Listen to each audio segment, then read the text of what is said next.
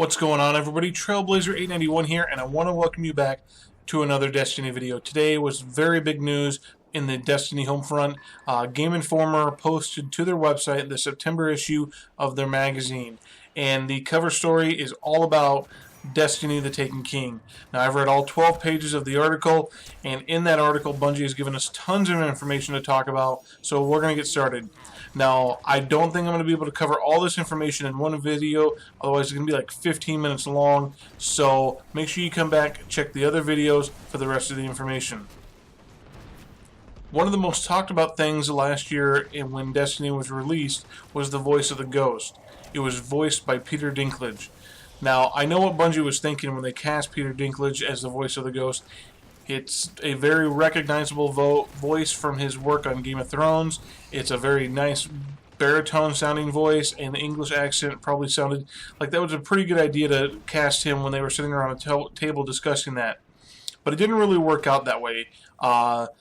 Peter Dinklage's voice as the Ghost, otherwise known as Dinkelbot, was hated by most players right off the bat. So, for The Taken King, Bungie has recast the voice of the Ghost, and that voice will be the voice of Nolan North. Now, if you say, I have no idea who this guy is, I've never heard of him, I guarantee you've heard his voice. Nolan North has been doing voiceover work in games for many, many years, and he's voiced characters such as Nathan Drake from Uncharted, Desmond Miles from Assassin's Creed, and the Penguin in Batman Arkham. Now, North is not just doing the voiceover for the Ghost in the DLC, but Bungie is also going to go back and re-record all the voice lines for the Ghost in all parts of the previous game. Bungie wanted to do this so that there was a cohesiveness throughout the story, that the same voice woke you up at the very beginning of the game, and it was the same voice of the Ghost all the way through the end of the Taken King. So, for those of you who were not fans of Peter Dinklage as the voice of the Ghost, there you go, you don't have to listen to it anymore. The next thing players will notice is that the leveling system has changed as well. The whole leveling system has been revamped so that you level up the same way from level 1 all the way up to level 40. And yes, that is the new cap, level 40. So any experience you gain from completing missions, completing bounties, getting enemy kills, that will contribute directly to player progression even after you hit level 20. So you can make your leveling up through the game. You can do that any way you want. You're not required to go do certain things, nightfall strikes or raids. If you don't want to do that, you can just complete missions and get enemy kills and rank your player up that way.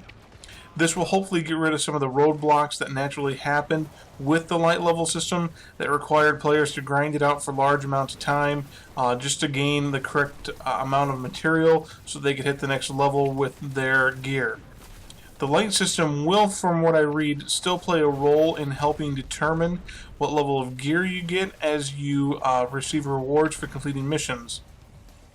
Bungie also wanted to make sure that players felt that they could use any piece of equipment in the game to not only help them level up in the game, but also to have some sort of customization to better fit their visual wants as well. So the weapons, armor, class items, and even your ghost shell will have perk customizations to offer your Guardian more power and light. Guardians will be able to upgrade weapons and gear by sacrificing a piece of armor or gear or weapon from that same slot, allowing players to gain even more control over the way they outfit their Guardians. Now this new system of using other gear to upgrade will also apply to exotics as well. Now, I know people are asking, what about all my gear from year 1? Can it still be used? Yes, all the gear, all the weapons that you have from year 1 can still be used. But Bungie did say to look out for new gear and new weapons early in the Taken King that will have better attack and defense values than what your gear and weapons currently have. So we knew that they were going to bring a lot of new weapons. We assumed a lot of new gear into this. I would assume that the stuff from year 1 is probably going to be trumped by the material and the gear and the weapons in Taken King pretty quickly. So there you have it. Those are some of the changes that are coming in Destiny: The Taken King. I will have more videos talking about some of the more changes that we didn't have time for in this video. So please check back to those other videos so that you stay informed. I'm also going to post the link to the Game Informer website in the description, so that if you want to go read up on it, you can do that. If you're one of those players who's been on the fence lately about the future of Destiny and what you could expect and how are they going to improve upon this, go read that. I think you'll be pleased. If you enjoyed the video, hit the like button. If you'd like to keep getting videos, hit the subscribe button. And as always, I'll catch you next time.